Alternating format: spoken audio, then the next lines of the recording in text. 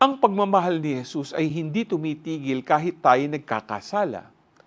Sa kamatayan, ipinakita niya kung gaano kahalaga ang ating buhay at kaluluwa.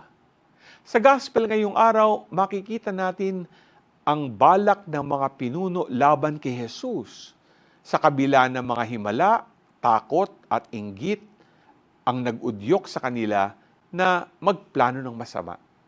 Ngunit ang sakripisyo ni Jesus ay isang tanda ng kanyang lubos na pagmamahal sa atin.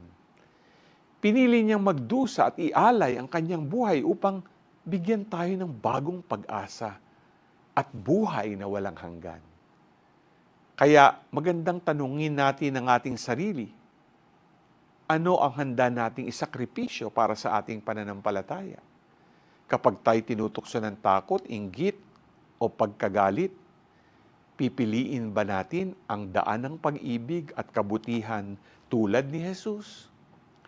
Gamitin ang sakripisyo ni Jesus bilang inspirasyon upang talikuran ang galit at yakapin ang kapatawaran. G ka ba?